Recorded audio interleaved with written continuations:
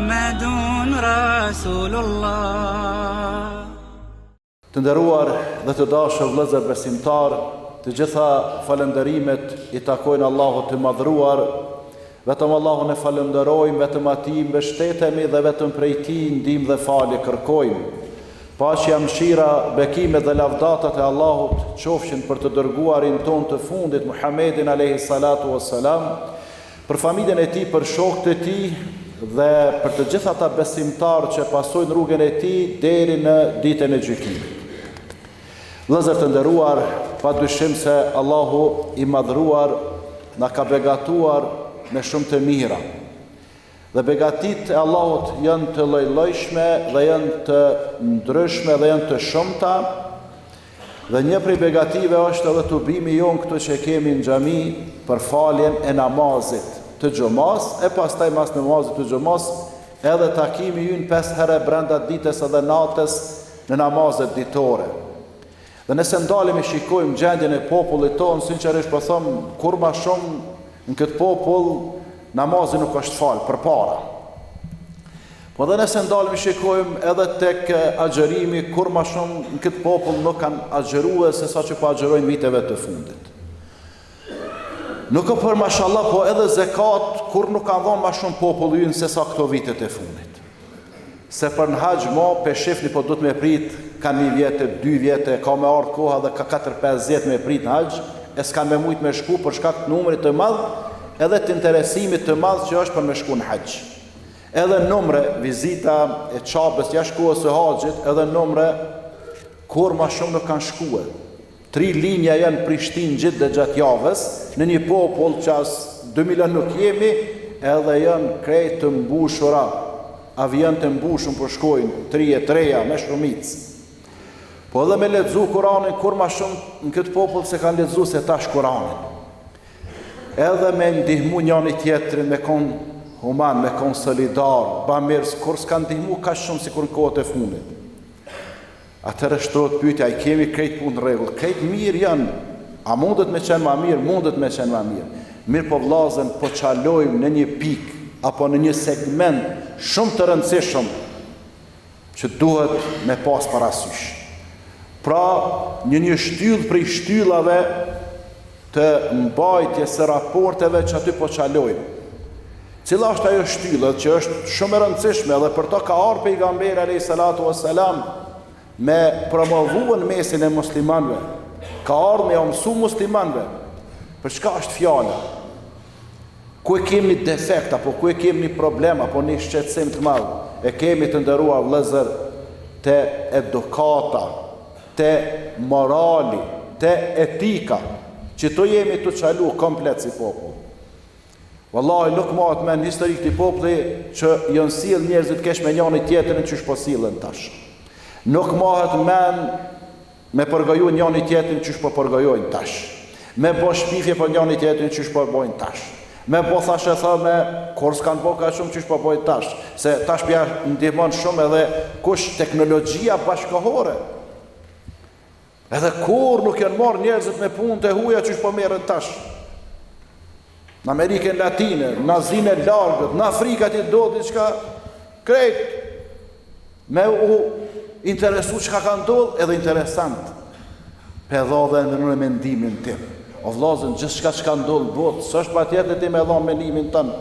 Edhe unë po deklarohem, pse po deklarohesh ti kush je? A jeni fal zëdhonsi këtu? Na hoxhallar jena, edhe s'po deklarohemi. Ballë kanë shkujt privatisht, s'po falni për Iranin, çka ka me fol për Iranin? A për shifni lajme, po që ato për i shafellane, mos që mënë atje në Tehran e më ju raportue korespondenti i xhamis Matinin nga Tehrani, Fadil Musli, po s'ja mënë në Tehran, s'ja mënë korespondent atje.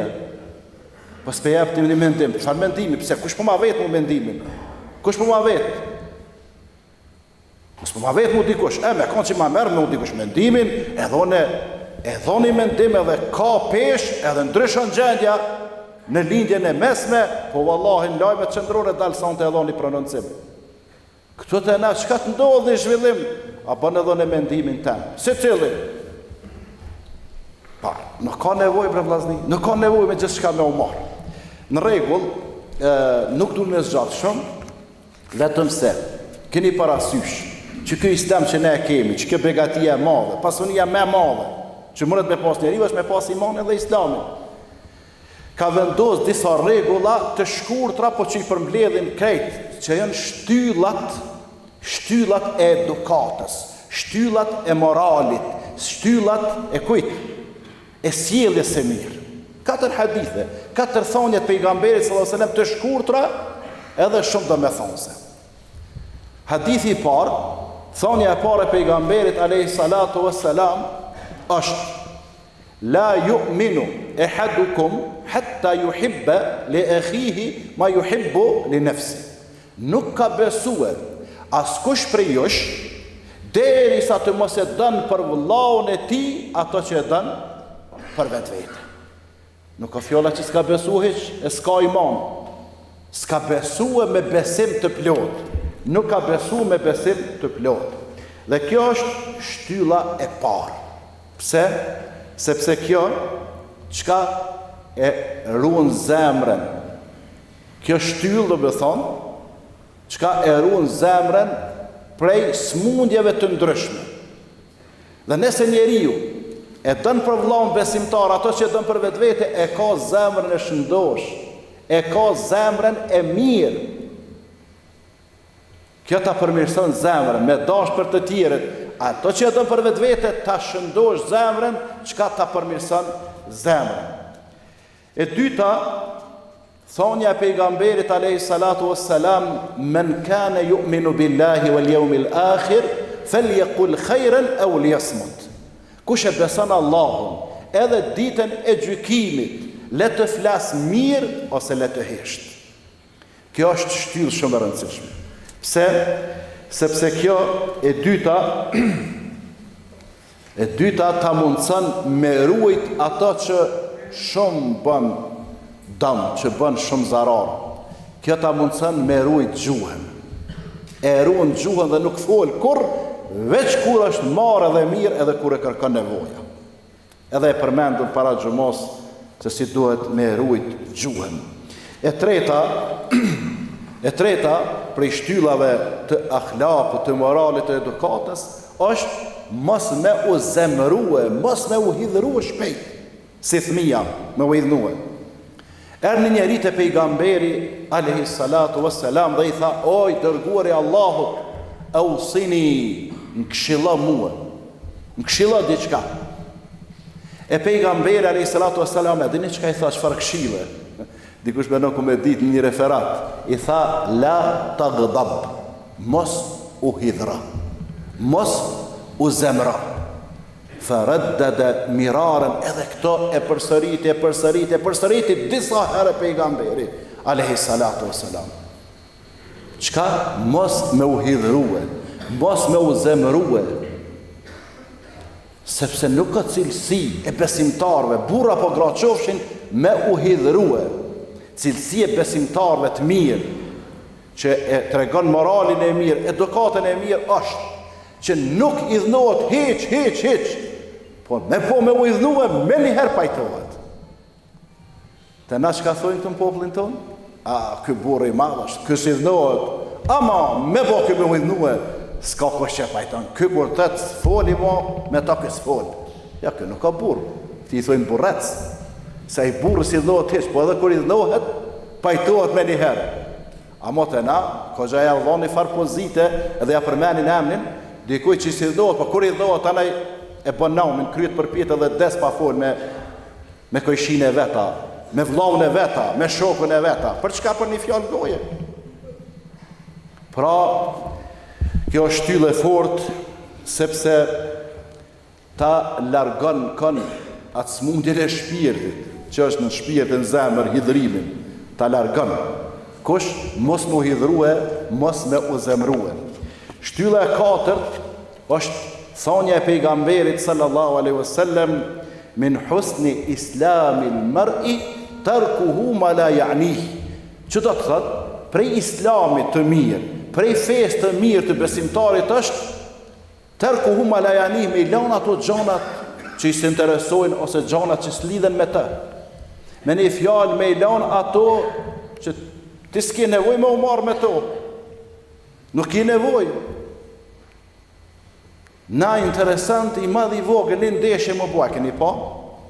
Një ndeshje, ta këtë telefona, po? Apo me realista, po? Wallahi, organet e renit, sevabre kanë, sa ma shumë brëgjova me dhonë, sevabre fitojnë edhe ata sevabre. Qysh më radiali ri në kërë, wallahi ka herë po tuta, se po do të me ikë njëra në trotar me shku se, me qëllim strok, pa i po habitet. Ai tjetër e ka si telefonin e tash me gruan. Inshallah është me gruan, po tu kesh e knaqet e gojen vesh në vesh. E harron këtë që në komunikacion. Edhe tash ai pak e prek dikan, tak. Edhe e ke po më një herë këtë kirët, çka u bot, veç dalin shpejt. Çka i bre vëllai ti, pse po nalesh? E veç pekëshyri çka u bot. Po edhe çe u dek njëri, çka jeti aty, çka kimi bë? A kimi dhon dimën e shpejt ju, po as më vëllai këshiri punët e tua. Kërse që atje diku një gomë, bom, gjysa e mahallës, ku kërsiti. Ose një tim del që atje thmija dheze një gomë në akshëm, gjysa e mahallës, tash edhe gratë. Këta në banim kolektiv, diçka poshtë atje kërset, një kërë i polici, vi. Djebile më tha dikush, pe bre, tha që të tha, të banesa ju, të tha një kërë, tha ka nejtë, kohë të akshomit i policisë. Po që kam punë, bërë me policia, ta i kam punë të veta, unë e thash që më do në gjami, po që atër tha kur dole ti, tha i kërë, tha ke me drita dhezën. Po ku e di mërë vlana, që ka po më interesa mua, dritat e dhestat nalta. Me hilanë vlaz një punë e huja që s'na interesojnë, me i këshyrë punë e tona. Që to katrat të ndërua vlez besimtar, janë shtyllat që manifestojnë, kanë moralin, edukatën, sjelljen e mirë. Dhe kjo e katërta vllazën është mos me tepru njeriu në interesim për gjanat e kota. Me hap vesh me dëgjuar gjanat të panevojshme, me hap syt me shikuar gjanat të panevojshme, me marr hapa me ecë me shkue për gjanat të panevojshme. Pra, me fol për gjanat të panevojshme, me urujt, pra mos me teprue, dhe kjo e katërta çka kjo shtylla të largon nga teprimi në shikim në gjanat e kota të panevojshme, në dëgjim gjanat e panevojshme, në publikim fjalëve për gjanat e panevojshme e kështu me radhë. E losë Allahun te bareke ve teala që të na bën neve edhe juve të moralshëm.